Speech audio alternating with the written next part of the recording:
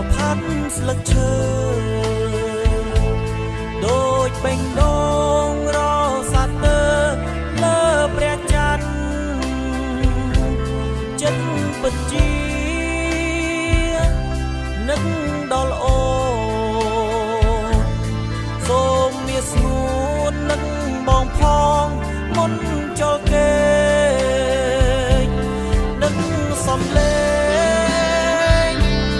នឹកសំផនឹកសំរដល់សែនស្រស់របស់អូននឹកជានឹក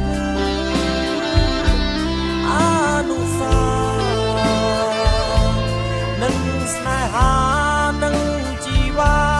នឹកជានឹកមានស្នូបងមិនភ្លេចចាំជានឹក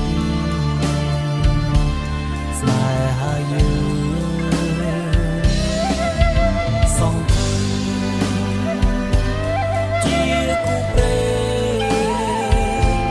តួបានលឺតែសំឡេងក៏ចិត្តតែពេលនេះអូនឃ្លាតឆ្ងាយបងមិនស្ដាយចាំឆោមឆាយអូនវិលវិញ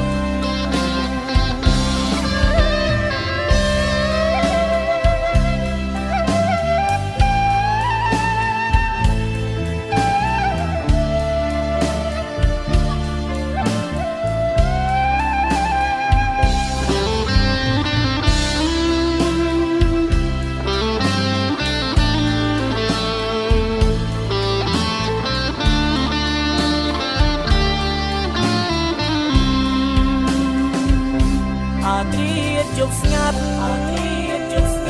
ចលផាត់ស្លឹកឈើ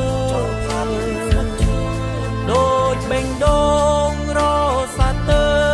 លើព្រះច័ន្ទចិត្តពិតជានឹកដល់អូសូមមានសួននឹកបងផងមុនចូលគេ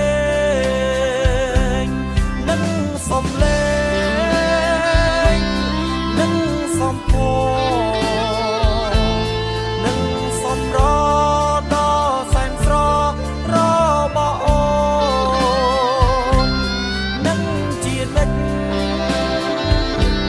អនុសានឹកស្នេហានឹកជីវានឹកជានឹកមានស្ងួនបងមិនភ្លេចចាំជានឹកស្នេហាយើង